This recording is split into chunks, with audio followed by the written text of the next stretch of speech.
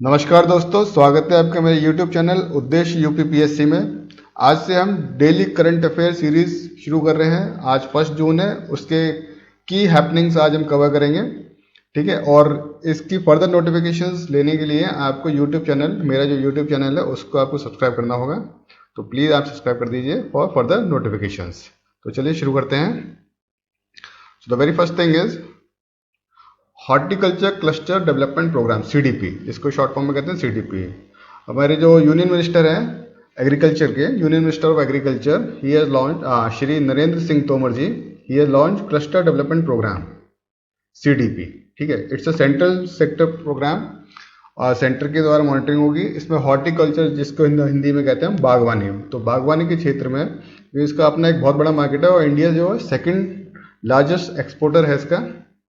तो उसको और एनहेंस करने के लिए ये प्रोग्राम लॉन्च किया गया है। तो इसमें इसका ऑब्जेक्टिव है growing and developing identified horticulture clusters to make them globally competitive. ठीक है, तो इसमें इन्होंने 53 क्लस्टर्स को आइडेंटिफाई किया है, स्टेट और यूनियन टेरिटरी के मिलाकर। पायलट प्रोजेक्ट के तौर पे 12 क्लस्टर्स में ये शुरू किया जा रहा है, जिसमें आपके 11 स्टेट्स हैं और एक यूनियन टेरिटरी है। ठीक है, और उनको इस लेवल तक उनका इंफ्रास्ट्रक्चर डेवलप किया जाएगा कि वो ग्लोबल जो कंपटीशन है उसमें कॉम्पीट कर सकें और एक्सपोर्ट बढ़ा सकें। इससे इसको जो इसकी जो रेगुलेटिंग बॉडी है वो है NBH, under the ministry of agriculture and farmers welfare. NBH का full form national horticulture board. ठीक है, इससे तकरीबन 10 लाख फार्मर्स को फायदा होगा इनडायरेक्टली, और तकरीबन ये उम्मीद की जा रही है कि 10,000 करोड़ की इन्वेस्टमेंट हमारे पास आएगी। ठीक है, तो इसमें जो क्वेश्चंस आपके बनते हैं वो है कि भाई क्या किस डिपार्टमेंट के तहत सीडीपी लॉन्च किया जा रहा है। ठीक है, उसकी मॉनिटरिंग कौन करेगा और कितने क्लस्टर्स हैं इसमें टोटल। पैन इंडिया पे देखें तो 53 हैं, लेकिन पायलट प्रोजेक्ट जो है 12 क्लस्टर्स से शुरू किया जा रहा है। ठीक है, चलिए आगे बढ़ते हैं। Next is tobacco. इसमें क्या है कि डॉक्टर हर्षवर्धन, जो हेल्थ मिनिस्टर है हमारे, union health minister doctor Harshvardhan के द्वारा 31 मई को, जैसे आपको हम सबको पता है, वर्ल्ड नो टोबैको डे मनाया जाता है। तो उसकी जो इस बार की थीम थी वो थी commit to quit. Commit to quit was the theme of world tobacco no day. ठीक है, दैट इज ऑन 31 मई 2021।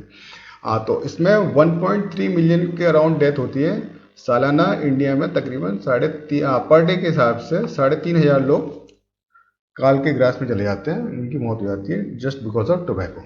ठीक है, और जो स्मोकर्स है इस कोविड-19 के दौर में, जो स्मोकर्स जो होते हैं आपके, उनका जो रिस्क है वो 40 to 50% ज़्यादा बढ़ जाता है सीवियर डिसीज के साथ डेथ की तरफ जाते हुए। तो कोविड-19 में स्मोकर्स को ज़्यादा खतरा रहा है। ठीक है, और वैसे भी आपको स्मोकिंग नहीं करनी चाहिए। Next is Ambitag. ये अपने आप में बहुत इंपॉर्टेंट है। India's first indigenous temperature data logger for cold chain management. ठीक है, तो इंडिया का ये अपना खुद का मेक इन इंडिया के द्वारा ये बनाया गया है। एक यूएसबी टाइप आपकी ये किट बनाई गई है, जो कि फूड चेन मैनेजमेंट जो है उसमें काम आती है। कोल्ड चेन मैनेजमेंट में बेसिकली जो ठंडे आपके सामान वगैरह होते हैं उनकी जो ट्रांसपोर्टेशन होती है उसके टेम्परेचर को कंटिन्यूसली मेजर करता है, और सिंगल चार्ज में 90 डेज तक लगातार काम करता है। और जो उसके सराउंडिंग, इमीडिएट सराउंडिंग जो होती है इस किट के, उसमें जो -40 से 80 डिग्री तक का टेम्परेचर नोटिस करता है। ठीक है, तो इससे हम मॉनिटरिंग कर लेते हैं जो भी हमारे जो आपके फूड आइटम्स हैं जो डिलीवर होते हैं एक जगह से दूसरी जगह, तो उनके टेम्परेचर को मॉनिटर करके हम ये उससे ये डेटा निकल सकता है कि भाई जहाँ वो डेस्टिनेशन पहुँचा उसका टेम्परेचर सही है, क्या वो खाने लायक है या नहीं है। प्लस वैक्सीन्स की ट्रांसपोर्टेशन में ये बहुत हेल्प करता है। ठीक है, जैसे अभी कोविड-19 की जो वैक्सीन है उन्हें एक सर्टेन टेम्परेचर पर रखा जाता है, ट्रांसपोर्ट करते हैं तो उसमें वो टेम्परेचर मेंटेन किया जाता है। तो उसके लिए रिगार्डिंग बहुत अच्छा इक्विपमेंट है, किट है एम्बीटेक। ऑर्गन्स, बॉडी ऑर्गन जो होते हैं वो एक सर्टेन टेम्परेचर पर ट्रांसपोर्ट होते हैं, जैसे आपको पता है, जैसे लंग्स डोनर होते हैं, किडनी डोनर होते हैं, हार्ट डोनर होते हैं। ठीक है, प्लस ब्लड आपका ट्रांसपोर्ट होता है एक जगह से दूसरी जगह, तो वो they all are kept under a certain temperature. ठीक है, तो उसके मॉनिटरिंग के लिए ये किट बहुत ही ज़्यादा यूजफुल है। The device has been develop. अब ये डेवलप किसके द्वारा की गई? ये अवध के द्वारा की गई। अवध का फुल फॉर्म क्या है आपका? Agriculture and water technology development hub. It's a startup scratch nest के द्वारा। ठीक है, तो अवध जो है इंडिया का प्रोजेक्ट है। ठीक है, तो इसमें क्वेश्चन आपके क्या बनते हैं? एक तो ये आपकी बनाई है IIT रोपड़ पंजाब के द्वारा, पंजाब में बनी है IIT रोपड़ में। ठीक है, it's a first of its kind IoT device. अब देखो IoT का होता है इंटरनेट ऑन थिंग्स। इसमें क्या है कि कंटिन्यूस मॉनिटरिंग है आपकी। ठीक है, इंटरनेट से इसे जोड़ दिया जाता है कि टेम्परेचर कंटिन्यूसली एक रिमोट एरिया पे इसकी मॉनिटरिंग चलती रहती है, टेम्परेचर कितना चल रहा है। ठीक, तो ये होता है IoT का काम। तो आपकी ये हो गई IoT बेस्ड हो गई, इंडिजीनियस हो गई, कोल्ड मैनेजमेंट में काम आ रही है, IIT रोपड़ ने बनाया है, अवध के द्वारा इनोवेटिव हब है, उसके द्वारा अंडर में काम की जा रही है। तो ये सब इसके की फीचर्स हो गए जिन पर क्वेश्चन बन सकता है। ठीक है, चलिए नेक्स्ट। ये बड़ा ड्रास्टिक चेंज आया है, जो उम्मीद की जा रही थी लगभग वैसा ही है कि इंडिया की GDP जो है फोर्थ क्वार्टर में 7.3% कॉन्ट्रैक्ट हो गई है। ठीक है, -7.3% पे है। हमने देखा था पोस्ट कोविड से पहले आपकी जो GDP थी वो 4% पे चल रही थी, लेकिन कोविड ने हिट किया तो उसके बाद वो 23 पॉइंट ऑलमोस्ट -27% पे डिक्लाइन कर गई। उसके बाद वो थोड़ा सा इम्प्रूव करते हुए आ रही है। ठीक है, लेकिन फिर भी अभी तक उतना इम्प्रूव नहीं कर पाई जितना होना चाहिए था। खैर, और इस बार की GDP में इसके क्वार्टर में जो देखा गया उसमें आपके दो सेक्टर्स हैं जिन्होंने नेगेटिव मार्क नहीं किया है।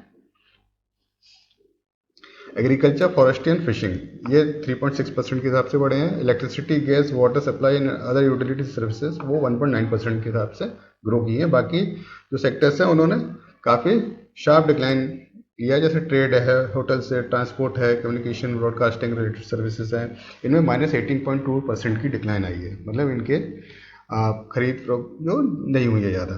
ठीक है, कि भाई लॉकडाउन लगा हुआ है तो कहाँ से कोई मूव करेगा, तो होटल इंडस्ट्री वैसे ही बंद हो जाएगी, ट्रांसपोर्टेशन इंडस्ट्री बंद हो जाएगी। ठीक है, ट्रेड नहीं होगा, कंस्ट्रक्शन में भी नहीं हो रहा है तो उसमें भी -8.6% का डिक्लाइन है। माइनिंग एंड वायरिंग -8.5% का है। मैन्युफैक्चरिंग सेक्टर भी आपका -7.2% पे चल रहा है। ठीक है, तो ओवरऑल GDP जो है हमारी कॉन्ट्रैक्ट हुई है 7.3%, -7.3% के चार्ट के हिसाब से Q4 का आपका ये एनालिसिस आया है। ठीक है, और ये डाटा रिलीज करने वाले कौन है? National income estimate release by national statistical office NSO। ठीक है, ये क्वेश्चन बनता है कि भाई ये GDP की जो भी डेटा है वो कौन देता है। नेक्स्ट है Maratha community is brought under economically weaker section EWS quota in Maharashtra. अभी रिसेंटली हमने पहले देखा था सुप्रीम कोर्ट ने जो है मराठा रिजर्वेशन को कैंसिल कर दिया था। उसने ये कहा था कि भाई ये आपके मूल जो अवधारणा है कि 50% से ज़्यादा रिजर्वेशन नहीं हो सकता, उसके बियॉन्ड था ये, तो इसको रिजेक्ट कर दिया गया था। ठीक है, has scrap the SEBC reservation. SEBC social and educationally backward caste. ठीक है, SEBC reservation in jobs and education, इसको सुप्रीम कोर्ट ने खारिज कर दिया था। तो स्टेट गवर्नमेंट ने क्या किया, उसने मराठा कम्युनिटी को EWS सेक्टर में इकोनॉमिकली वीकर सेक्शन में कोटा दे दिया है, तो जिससे उससे बेनिफिट मिल जाएगा 10% रिजर्वेशन का। ठीक है, और ये एग्जिस्टिंग रिजर्वेशन के ऊपर लागू होगा। तो ये पूरे कंप्लीट स्टेट गवर्नमेंट के लिए चलेगा रिक्रूटमेंट में। ठीक है, अब देखते हैं इस पर भी लोग कोर्ट जाते हैं क्या होता है, ये आगे की कहानी है। लेकिन अभी फिलहाल ये है कि महाराष्ट्र गवर्नमेंट ने सुप्रीम कोर्ट के ऑर्डर की काट निकाल ली है। नेक्स्ट, चाइनाज चाइल्ड पॉलिसी, ये अपने आप में बड़ा मजेदार चीज़ आई है। भाई चाइना ने 1979 में वन चाइल्ड वन पॉलिसी लाई थी। उसका काफ़ी मतलब बहुत ज़्यादा विरोध हुआ था उस वक्त के लीडर डेंग जियोपिंग के द्वारा। ठीक है, तो उन्होंने क्या किया था कि भाई वन चाइल्ड वन पॉलिसी की अवधारणा लेकर आए थे और उसको सख्ती से लागू किया था, जिसका मतलब था तो बेसिकली ये ह्यूमन राइट्स के अगेंस्ट, बट फिर भी लागू किया गया था। और हमें पता है चाइना में ह्यूमन राइट्स का कोई मतलब नहीं है, वहाँ जो कुछ है सरकार है। ठीक है, कम्युनिस्टों की सरकार है, उन्होंने जो बोल दिया वही लागू होगा। तो वन चाइल्ड पॉलिसी का मतलब ये था कि एक परिवार, एक दंपत्ति जो है एक बच्चा पैदा करेगी, जिसकी वजह से क्या हुआ कि उनके यहाँ पिछले 70 साल का बर्थ रेट बच्चों का वो गिर गया। ठीक है, और ड्रास्टिकली गिरा है। देखिए 5,80,000 पे आ गया है 40.65 मिलियन से। ठीक है, तो इस वजह से क्या हुआ, आनंद फानंद में जैसे ये डेटा रिलीज हुआ है तो नई पॉलिसी लाई गई है कि 3 चिल्ड्रन पर मैरिड कपल। तो अब जो है 3 बच्चों की पॉलिसी को अपनाया जाएगा। और इससे 5 साल पहले 1 चाइल्ड से ये इम्प्रूव हुआ था 2 चाइल्ड पे, लेकिन फिर भी सस्टेनेबल जो है ग्रोथ नहीं देखी गई, इसलिए अब इसको इम्प्रूव कर दिया गया कि अब एक दंपत्ति जो है, मैरिड दंपत्ति 3 बच्चों को जन्म दे सकती है। तो ये था आज के इम्पोर्टेंट सेक्शन करंट अफेयर के। Hope you like it. अगर आपको पसंद आया तो सब्सक्राइब जरूर करिएगा, और कल मिलते हैं फिर नए वीडियो के साथ। Till then, thank you, stay safe, stay happy.